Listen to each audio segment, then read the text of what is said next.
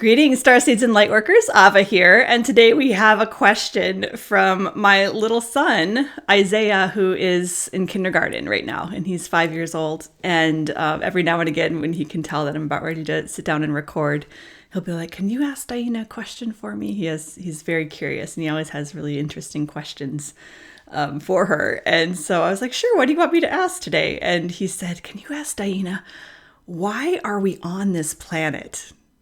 I was like, that's a really good question. Let's ask DiYeena, why are we on this planet? From the mouths of babes. So for those of you who are new here, welcome. And I'm going to go ahead and go out and put you in touch with the Pleiadians on why are we here on this planet.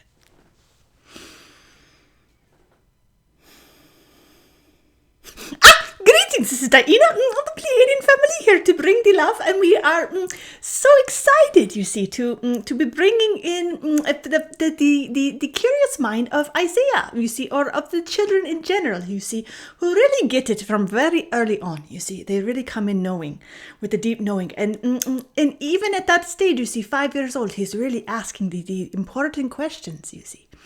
Why are we here? This is the question that so many people on your planet, you spend all this time in the mind, asking this question and finding an answer that will soothe the mind, you see. And so we can have a mind answer that would be, look something like, well, everyone is here for their own purpose, and they all are different souls, and they come for a different reason, and they come and they decide before they come, and they come and they play out their mission, and when their mission is complete, they go to a different place. And it can look like this, you see. But he's really asking a different question. You see, he's really asking a different question. And it's coming more from the heart, you see, because when you are a child, you are not quite reprogrammed yet in the ways that we are as adults here on this planet to operate more from the mind. They're still talking and listening from the heart space, you see. And so they're more asking from that heart space question of why are we here as a collective on this particular planet at this particular moment, you see, in time. And so when you ask it from this level, you see, it becomes a little bit of a different answer. And it becomes a little bit more of the question of the play in general, you see, of like, what is the deeper play of consciousness, you see. And what makes it all go? What makes it all function? What makes it all keep alive? You see, and so it is really the deeper questions of like, why is there even life here at all? Why is the breathing? You see, we can ask the question. There is consciousness that breathes in all of the something, all of the creation, all of the experience, and then exhales back into the absence of all of that, you see. And this is what we can consider the play, you see. But when we ask the question of what is the purpose of that, you see, what is the purpose of this constant movement of creation, constant movement of expansion and contraction, in this world that we know of, you see, it is really an expansion and contraction of light, you see, and the movement of these energetics, through the experience of time and space, you see, which again we are limited in the concepts of your third dimensionality here, but this is really what is going on. And as you go into the more multidimensionality of it, you begin to see that it is really expanding always, you see. And so we have clues then when we are looking at the basic functionalities of the expansion and the contraction. Well, then is it not enough that is something simply is, you see? So this is the nature of it all, that it is expanding and contracting, and it is simply enough that is the nature of creation, you see. And you can say that there is a big man in the sky that simply got a little bit bored and wanted to have a little bit of a play, you see, wanted to experience itself.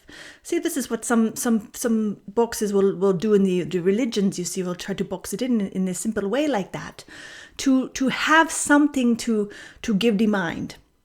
And there's nothing wrong with that, because then you can say, okay, now the mind has its answer.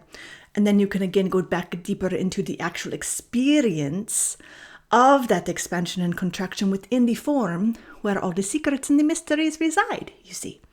And it goes beyond the mind, you see, in that way. And so this is where it is sometimes helpful to have a little bit of a shallow answer for the mind, and then it is important, more than anything, for you to come to your own answers within the form. This is why people say the meditation and the asanas and things like this are so powerful, because it gives you an anchor point of experiential awareness for the answers that the mind cannot grasp, that go beyond the answers of the mind, you see.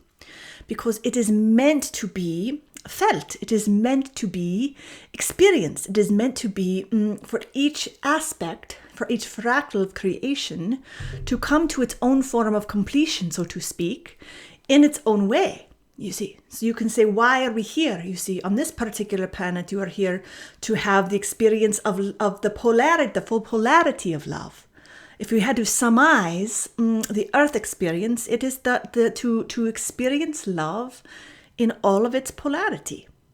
So can you do that? Because when you are able to hold that frequency within the polarity, well, wow, then that is a level of mastery that you cannot even attain on many other places and planets, because the frequency is not so wide, you see.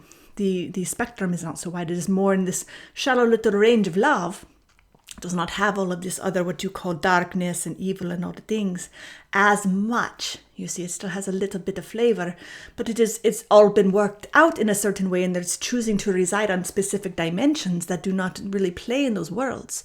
Third dimension, very, very, very polar, very, very active, very alive, and very exciting in a certain way, you see, but it also comes with its ups and downs. You see, that is the nature of duality. So you come to the experience of duality on earth so that you can master love in a different way. So that is the specifics of why people on this particular planet come, is to feel that and to experience that. And sometimes it's for a very specific purpose, to experience one flavor of it. It is not really to get the whole mastery of it. But for those of you that are tuning into this question, that is really what it is. It is more to experience the full spectrum of love in the full spectrum of duality. And can you really be in your heart in the fullness of love and feel it and be in it in the most challenging of situations and times, you see. So that is really the play. But it is really questions like this, the depth of the answers, you see, are in the silence, you see. And this can only be accessed through your own inquiry into the form, into the self, you see, what you would consider the self, you see. And so it is really the way inward to then have it be reflected outward, you see. So it is one and the same, you see. But when you get it in one way, then you begin to get the full picture. So we know we cloud this with mystery, you see. The answer is within the mystery, you see. And so we do not really give a 5-year-old answer to this 5-year-old question, you see. But this will be, we have it recorded. So he come and he grow and he come back to it and he can listen when he's ready, you see. But it's an important question because it really touches on an essence of what we all need to hear over and over again, is to really not be so afraid to let go of needing the mind to have the answers, and to really begin to trust the form a little bit more. Trust the vehicle that you have been given to provide for you, to care for you, to house you, to hold you in this experience. And trust that. And then that allows you then to go into it and to really begin the process of unfolding it to the truth for yourself. Because this is not something that DiYeena or anyone can point to. You see, no one can point to that answer, the truth of the answer, the depth of the answer. Only touch it, only point, only taste it, but never devour the fullness of it, if that makes sense to you, you see. So this is a little bit of a taste. We love this question. We love that Ava was willing to take the question from her little one, and we would invite more of this, you see. And if any of you have the children as well, to ask them questions. Show them DiYeena if you feel they are ready for it, you see, and say, do you have any questions for DiYeena? What do you want to know about her? Or what do you want to know about the world? Or why you are here? Or things like this. Or just say, what question do you have? What do you want to know the answer to? And just see what they say, you see, because they really have a lot of the knowledge, you see. Blessings to you all very much. We love you dearly. I trust that this message was exactly what you needed to hear today. And if you liked it, give it a thumbs up, share it with your friends, subscribe if you're not already. And thank you all so much for being here in this community. I love you all dearly and can't wait to see you all next time. Blessings.